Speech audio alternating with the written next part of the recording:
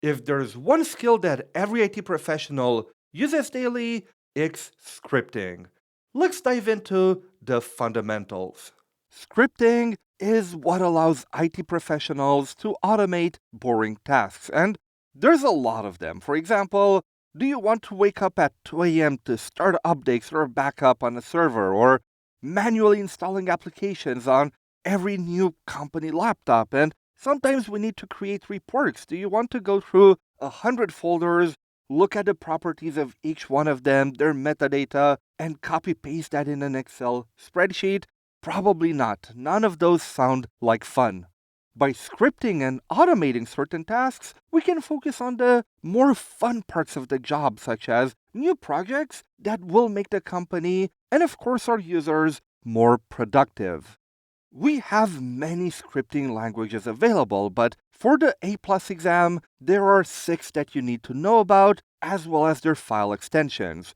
We have PowerShell, we have Bash, we have VBScript, we have Shell script, JavaScript, and finally Python. Now for the A+ exam, you just need to know about them. You don't need to know how to use each one of them in detail, but now you might be wondering, if I have so many options, if I want to study one of them, which one should I learn? Truth is, it depends. The scripting language you choose will depend on your requirements at that point in time, such as the task that you need to do, what operating system it will run on, or even does it run in the browser or instead of an operating system. As an IT professional, you will end up using many scripting languages throughout your career, and scripting is one of the most important skills you will have as an IT professional. The languages you use will depend on the task, and hopefully throughout your career, you'll end up mastering many of them.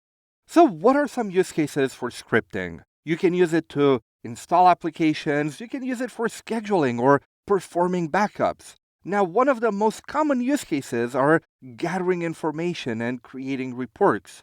You can also use it to map network drives and install updates.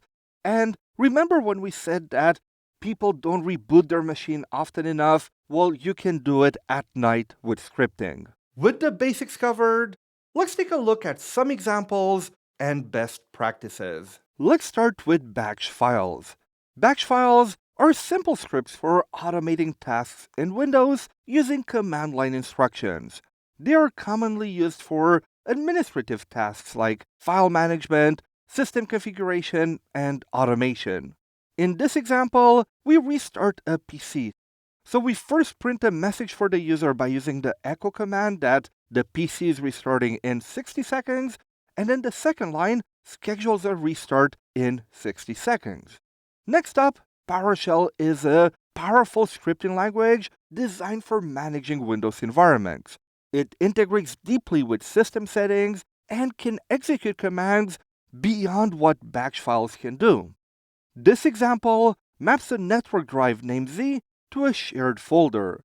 You'll see the PowerShell commandlets always have a verb, in this case new, then dash, then the prefix of the module that they work with, and then a noun, so new PS drive. And then finally, write host will display a message that this has successfully been done. Next up, we have VBScript. VBScript is a lightweight scripting language that automates tasks in Windows. It's often used for simple scripts or automation in corporate environments. In this script, we install an application silently, and we first initialize a shell to execute commands, and then we use the run command to execute the MSI installer. The one and true at the end ensures that the script waits for the installation to complete before proceeding. Now let's move away from Windows. Shell scripts are used to automate tasks in Unix-based systems such as Linux and macOS. They execute shell commands in sequence. In this backup script, we first define the script as a bash shell script, and then the tar command to compress, zip, and name the backup file. The echo command will simply print a confirmation message at the end. Next up, let's talk about JavaScript. JavaScript is typically used for web development, but it can also run on Windows via the Windows script host for automation.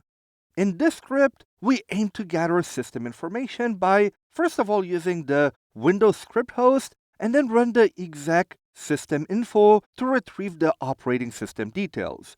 Next up, we simply output the information one line at a time.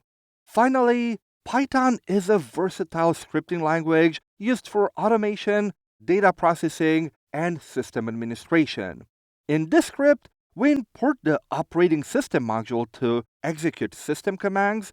We show a message that we are looking for Windows updates, and then we force Windows to check for updates with the detect now parameter. And finally, we force the installation of available updates with the update now parameter. Before we go into the demo, I do want to tell you something very important.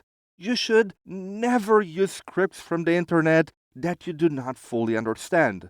Those days, so many people go to Reddit or Stack Overflow or even use GenAI to generate scripts and then simply copy-paste them into production without understanding them. You should never do that. If you run scripts that you do not understand, you could change system settings by accident because you don't know what parameters to change for your needs. Or even worse, you could unintentionally introduce malware. Remember, not everyone on the internet is a good person. Finally, badly designed scripts could also crash systems if they do not handle resources properly. Back in the lab, let's take a quick look at some examples of scripting. And let me open up the Windows terminal over here, where first of all, let's do some PowerShell. One of the things that we can do with scripting is create reports. And for the CompTIA A+, you don't need necessarily to know how to do every single thing in PowerShell, so I'll just show you this example that I'm connecting to SharePoint Online, and I'm getting all the different sites that are of type personal sites, so my OneDrive for Business sites, and then I'm displaying them as a table where I have my URL, my storage usage current, so how much storage it's currently using, as well as my storage quota. So this is, again, only took me a few seconds to do with PowerShell. I actually do not have this report anywhere in the user interface, so that is a huge time saver, being able to use scripting to create reports. Now, let's switch over to Batch over here. If you remember, a couple of modules ago, we installed a collection agent in order to get information about RPC in the asset management system. Well, I uninstalled it, but right now I want to reinstall it using command line. So what I will use is the MSI exec command, and you see we're passing parameters over here. So as you learn, you'll know what the /i is, which, if we look at the documentation, it means a normal installation. If we search for QN here, which is another one that we will mention, specifies there is no UI during the installation process, so we often call this a silent installation, and I'm even passing the site key as a parameter, so it doesn't ask the user anything. That's it. That is all I had to do. Now it will take anywhere from a couple seconds to a couple minutes, and there we go. It has already been installed. So those are two quick examples of using PowerShell to create reports and using Batch to install an application on a computer, fully silent, no user interaction needed.